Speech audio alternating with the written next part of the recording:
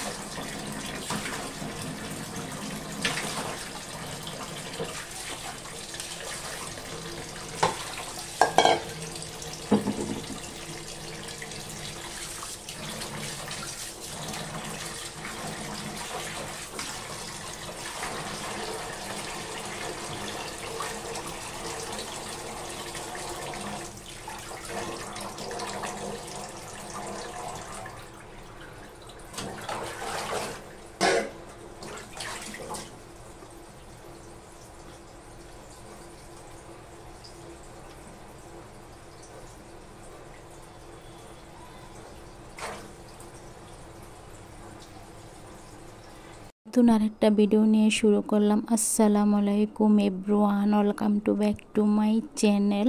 আশা করছি সবাই ভালো আছেন, আমরাও ভালো আছি। নতুন একটা ভিডিও নিয়ে শুরু করলাম। এখন বাজে সকাল 10টা। আমি এখন থেকে ভিডিওটা শুরু করেছি। আপনারা দেখেছিলেন আমি মাংস ধুয়েছিলাম, আমি খাসির মাংস ধুয়েছি। আপনাদের ভাইয়া আসার সময় মাংস নিয়ে আসছিল, তার জন্য আপনাদের ভাইয়া তো কালকে রাত্রে আসছিল। রাত্রে আসতে আসতে 10টা বেজে গিয়েছিল আপনাদের ভাইয়া, তার জন্য আমি আর রাত্রে আর কোনো ক্যামেরা করিনি। আমি খাসির মাংসটা ভালো করে ধুয়ে নিয়েছি, সাথে মাংসটা ভালো করে বেছে নিয়েছি। কাঠের গুঁড়া ছিল, পশম ছিল, তার জন্য অনেকটা সময় নিয়ে মাংসটা বেছে নিয়েছিলাম। আমি নর্মাল থেকে আদা রসুনের বক্স নামিয়ে নিয়েছি, সাথে আলু নিয়েছি, সাথে পেঁয়াজ নিয়েছি। আলু দিয়ে খাসির মাংস রান্না আমি এখন রান্নাঘরে চলে আসছি। দেখুন চুলাটা ধরিয়ে দিয়েছি আর চুলার উপরে ক্যাসালকটা বসিয়ে দিয়েছি। ক্যাসালকটা ভালো করে গরম করে নেব। আর দেখুন বেসিংয়ের সাইডে আমি মাংসটা ধুয়ে রেখেছি, খাসির মাংসটা, সাথে আলু রেখেছি। আলুগুলো আমি বড় করে কেটে নিয়েছি, সাথে পেঁয়াজ কেটে নিয়েছি। কাটাকুটি করার সময় আমি কোনো ক্যামেরা করিনি, আমি অফ ক্যামেরায় কেটে নিয়েছিলাম, তার জন্য বললাম। আর দেখুন বাহিরে বাতাস, দেখলেই বুঝতে পারবেন যে রান্নাঘরের জানলাটা খালি বন্ধ হয়ে যাচ্ছিল, তার জন্য বললাম। দেখুন ক্যাসালকটা গরম করে নিয়েছি, ভালো করে গরম হয়ে গিয়েছে। এরপর যে আমি তেলটা দিয়ে দিচ্ছি, আমি তেলটা একটু বেশি করে দিচ্ছি। আমি এই তেলে আলুটা ভেজে নেব প্রথমে। আপনাদের ভাইয়া মাংসের সাথে আলুটা ভেজে দেই। যেরকম গরুর মাংস বা মুরগির মাংস বা খাসির মাংসের কথাই বলি, যদি আলুটা ভেজে দিয়ে রান্না করি তাহলে আপনাদের ভাইয়া খেতে পছন্দ করে, তার জন্য দেখুন আমি এখন আলুটা ভেজে নেব। কেউ চাইলে কিন্তু আলুতে লবণ হলুদ মেখে নিতে পারে, তবে আমি লবণ হলুদটা মেখে নিচ্ছি না, আমি পরে লবণ হলুদ দিয়ে দেব। আর আমি তেলটা একবারে বেশি গরম করে নিইনি, তাহলে দেখা যাচ্ছে তেলটা ফুটবে, কারণ আলুতে পানি ছিল, তো তার জন্য হালকা করে গরম করে নিয়েছি। দেখুন এই পর্যায়ে আমি এখন আলুটা নেড়ে চেড়ে নিচ্ছি। তারপরে আমি এখন লবণ দিয়ে দেব, সাথে আমি হলুদ দিয়ে দেবো পরিমাণ মতো। অল্প পরিমাণে আমি লবণটা দিচ্ছি, আমি একবারে বেশি লবণ দিচ্ছি না। আমি দেখুন আপনারা দেখলেই বুঝতে পারেন আমি যে লবণটা দিয়েছি, সাথে আমি হলুদ দিয়ে দেব। লবণটা দিয়ে কিছুক্ষণ নেড়ে চেড়ে মিশিয়ে নেব। তারপর আমি র্যাকের উপর থেকে হলুদের বয়মটা নিয়ে নেব, কারণ আমি তো র্যাকের উপরে রেখেছি, আজকে এখনও চুলার উপরে এনে রাখিনি, তার জন্য বললাম। আর আরেকটা চুলাতে আমি গরম পানি বসিয়ে দিয়েছি, মানে মাংস রান্না করার ক্ষেত্রে গরম পানি দেব তার জন্য। আর এমনি তো আমি যে কোনো তরকারি রান্না করার ক্ষেত্রে গরম পানিটা ব্যবহার করি, তার জন্য বললাম। দেখুন এই পর্যায়ে আমি হলুদ দিয়ে দিচ্ছি। হলুদটা আমি অল্প পরিমাণে দিচ্ছি, আপনারা দেখলেই বুঝতে পারবেন। হালকা কালার হবে, একবারে বেশি লালচে কালার করব না। কেউ চাইলে কিন্তু মরিচের গুঁড়াটাও দিতে পারেন, তবে আমি মরিচের গুঁড়াটা দিচ্ছি না। আমি হলুদটা দিয়ে নেড়ে চেড়ে মিশিয়ে নেব। আমি আলুটা ভালো করে, আমার আলুগুলা ভাজা হয়ে গেছে। দেখুন আমি আলুগুলা ভেজে নিয়েছি, একবারে বেশি লাল করে ভাজিনি। আপনারা দেখলেই বুঝতে পারবেন যে আলুটা কিভাবে ভেজে নিয়েছি, তার জন্য বললাম। তো ক্যামেরাটা একটু দূর থেকে করা হয়েছে, একটু কাছ থেকে করলে হয়তো ভালো করে বুঝতে পারতেন, তারপরে বলে দিলাম আমি। আলুগুলা দেখলেই বুঝতে পারেন একবারে বেশি মানে কড়া করে ভাজিনি, তাহলে আবার আলুগুলা শক্ত হয়ে যাবে, তার জন্য বললাম। আলুগুলা ভাজা হয়ে গেছে, এখন আমি আলুগুলা তুলে নিচ্ছি। আমি এই তেলেই রান্নাটা বসে দেবো। দেখুন আলুগুলো সম্পূর্ণ আলুগুলো ভেজে নিয়েছি আমি। এখন এই তেলটা গরম আছে, আমি এই তেলে দিয়ে দেবো গরম মশলা। প্রথমে দিয়ে দিচ্ছি তেজপাতা, দারুচিনি, এলাচ, লং, মানে বিভিন্ন গরম মশলা আছে ওগুলো আমি দিয়ে দিচ্ছি। গরম মশলাগুলো দিয়ে তারপর আমি পেঁয়াজটা দিয়ে দিচ্ছি। পেঁয়াজটা দিয়ে ভালো করে গরম মশলাগুলো ভেজে নেব, মানে পেঁয়াজের সাথে গরম মশলাগুলো আমি ভেজে নেব। তার জন্য বললাম একবারে বেশি লাল করে ভাজবো না পেঁয়াজটা, একটু হালকা করে মিডিয়ামভাবে ভেজে নেব। দেখুন পেঁয়াজটা ভেজে নিচ্ছি আর আমি র্যাকের উপর থেকে সব কিছু এখন চুলার উপর এনে রাখবো, তাহলে দেখা যাচ্ছে মানে কাজ করতে গেলে আকপিস হয়ে যায়। তার জন্য দেখুন আমি এখন হলুদের ফট সাথে মরিচের কোটা সব কিছু, লবণ, ধনিয়ার গুঁড়ি, জিরার গুঁড়ি সব কিছু এখন আমি চুলার উপর এনে রাখছি।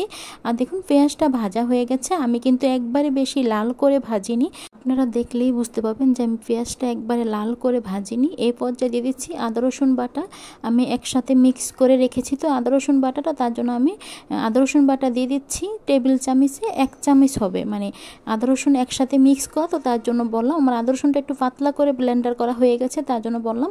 এই পর্যায়ে আমি লবণ দিয়ে দিচ্ছি, লবণটা আমি পরিমাণ মতো দিয়ে কিছুক্ষণ আমি আদা রসুনটা ভালো করে তেলের সাথে ভালো করে ভেজে নেব, যত মতো আদা রসুন থেকে কাঁচা একটা স্মেল, মানে কাঁচা একটা গ্যাস না চলে যাবে। তার জন্য দেখুন আমি আদা রসুনটা ভালো করে ভেজে নিচ্ছি।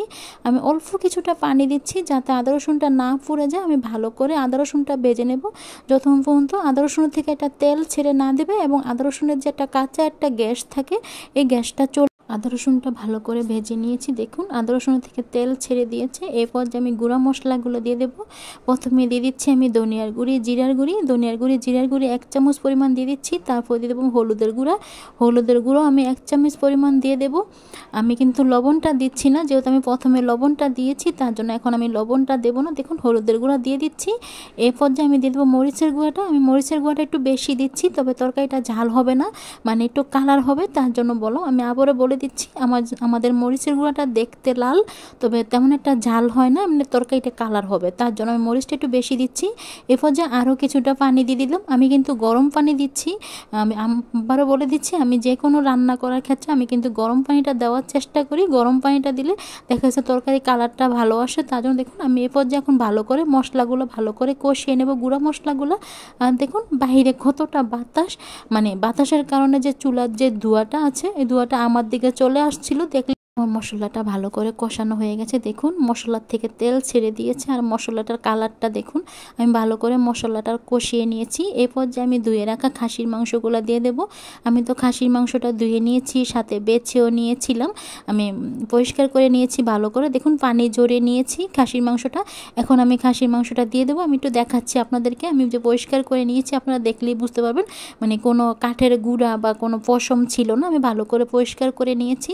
এরপর যে আমি কষানো মশলার ভিতরে আমি এখন খাসির মাংসটা দিয়ে দেবো। খাসির মাংসটা দিয়ে কিছুক্ষণ ভালো করে নেড়ে চেড়ে মিশিয়ে নেব। আমি কিন্তু এ পর্যায়ে পানি বা লবণ কিছু দেবো না, যেহেতু আমি মশলার সাথে লবণ দিয়েছি, পরে আমি লবণটা চেক করে দেব। এখন আর আমি লবণটা দেবো না। দেখুন ভালো করে নেড়ে চেড়ে মিশিয়ে নিচ্ছি মশলার সাথে। আরেকটা কথা বলি, তোমরা যদি আমার ইউটিউব চ্যানেলটা সাবস্ক্রাইব করে থাকো, তাহলে তোমাদের যদি ইউটিউব চ্যানেল থেকে থাকে তাহলে আমাকে কমেন্টের মাধ্যমে বলতে পারো যে আমি তোমার চ্যানেলটা সাবস্ক্রাইব করেছি, তাহলে আমি তোমাদের চ্যানেলটা সাবস্ক্রাইব করে দেব।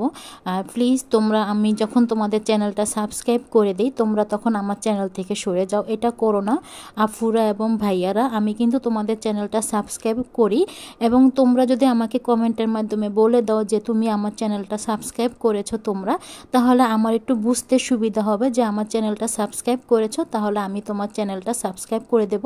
হয়তো আমি সাথে সাথে চ্যানেলটা সাবস্ক্রাইব করব না, বা 23 ঘন্টা বা 24 ঘন্টা পরে। আমি তো ঢাকনা দিয়ে তারপরে আমি সামনের রুমে চলে গিয়েছিলাম। আপনাদের ভাইয়া এখন বাড়িতে যাবে, আপনাদের ভাইয়া বাড়িতে গিয়ে আজকে মিলাদ পড়াবে, তার জন্য দেখুন আমি ঢাকনা দিয়ে দিয়েছিলাম। কতটা পানি উঠেছে, আমি কিন্তু এখনও কোনো পানি দিচ্ছি না, আমি আরও কিছুক্ষণ ঢাকনা দিয়ে এভাবে কিছুক্ষণ নেড়ে চেড়ে নিচ্ছি। তারপর আমি ঢাকনা দিয়ে কষিয়ে নেব, যত পর্যন্ত এই পানিটা না শুকিয়ে যাবে তত পর্যন্ত আমি কোনো পানি দেব না।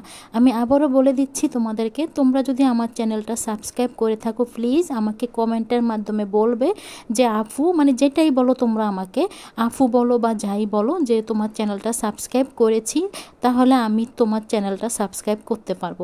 দেখা যাচ্ছে হয়তো আমি সাথে সাথে করছি না, তবে আমার একটাই খারাপ লাগে, আমি যখন তোমাদের চ্যানেলটা সাবস্ক্রাইব করি তখন তোমরা কি করো, আমার চ্যানেল থেকে সাবস্ক্রাইব থেকে সরে যাও। সাবস্ক্রাইবারটা করেছো তার জন্য আমি করতে পারছি না। দেখুন সামনের রুমে চলে আসছি, আর সামনের রুমে এসে একটু ঢাকনাটা উঠিয়ে দেখি তো মাংসটা কী অবস্থা। দেখো ভালো করে কষিয়ে নিয়েছি, আর একটুকু কিন্তু পানি নেই। আমি ভালো করে মাংসটা কষিয়ে নিয়েছি। এরপর যে আমি গরম পানি দিয়ে দিচ্ছি, মানে মাংসটা সিদ্ধ হওয়ার জন্য, তার জন্য গরম পানিটা দিয়ে দিচ্ছি। এরপর যে আমি এখন আলুটা দেবো না, আমি মাংসটা ভালো করে সিদ্ধ করে নেব। যেহেতু আলুটা আমার ভাজা আছে, তার জন্য এখন আমি আলুটা দিচ্ছি না। দেখি তো তরকারিটার কী অবস্থা। আমি যে ঢাকনা দিয়ে রেখেছিলাম মাংসটা পানি দেওয়ার পরে, দেখুন আমি ভালো করে কষিয়ে নিয়েছি। আমি মাংসটা একবারে ভালো করে কষিয়ে নিয়েছি, আর মাংসটা কিন্তু সিদ্ধ হয়ে গিয়েছে 80%। আমি মাংসটা সিদ্ধ করে নিয়েছি। আপনারা চাইলে কিন্তু প্রেশার কুকারও রান্না করতে পারেন, তবে আমার বাসায় প্রেশার কুকার ছিল না, তার জন্য প্রেশার কুকারে রান্নাটা করছি না। আমি এভাবেই না কষিয়ে রান্নাটা করছি। আর আপনাদের ভাইয়া না এভাবে যদি কষিয়ে না রান্না করি, দেখা যাচ্ছে আপনাদের ভাইয়া খেতে পারে না, তার জন্য আমিও কিন্তু খেতে পারি না, তার জন্য এভাবেই রান্নাটা করছি। দেখুন ভালো করে কষিয়ে নিয়েছি। এরপর যে আমি আলুগুলো দিয়ে দিচ্ছি, ভেজে রাখা আলুগুলো দিয়েও কিছুক্ষণ নেড়ে চেড়ে ভালো করে কষিয়ে নেব। এরপর যে আমি যতটুকু পরিমাণে ঝোল রাখবো, মানে ওই পরিমাণে আমি পানিটা দেবো, কারণ আমি বেশি ঝোল রাখবো না, আবার একবারে আবার মাখো মাখো রাখবো না, একটু গ্রেভি সিস্টেমে রাখবো। আমি রান্নাটা করব খাসির মাংসটা, তার জন্য বললাম। এখন আর বেশিক্ষণ সময় লাগবে না, যেহেতু মাংসটা ভালো করে কষিয়ে নিয়েছি, কষানোর ভিতরে মাংসটা সিদ্ধ করে নিয়েছি, আর আলুটা তো ভাজা ছিল। এখন আর বেশিক্ষণ সময় লাগবে না। তারপরে একটু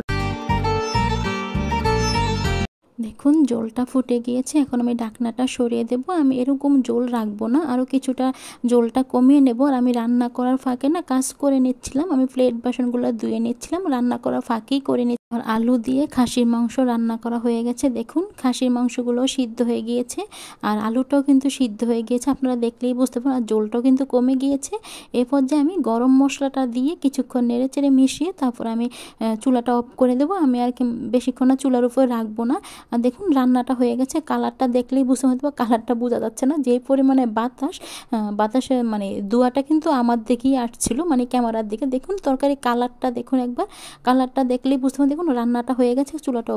আসুন আপনাদেরকে তরকারি কালারটা কাছ থেকে দেখিয়ে দিই। দেখুন রান্না করার পরে আমি বলেতে ঢেলে নিয়েছি। আমার আজকে রান্না করা হয়ে গেছে, খাসির মাংস দিয়ে আলু দিয়ে রান্না করা হয়ে গেছে। দেখুন তরকারি কালারটা দেখুন একবার, কালারটা দেখলেই বুঝতে পারবেন। আজকের ভিডিওটা এ পর্যন্তই। আজকের ভিডিওটা আর বেশি বড় করব না, আবার নতুন একটা ভিডিওর সাথে দেখা হবে।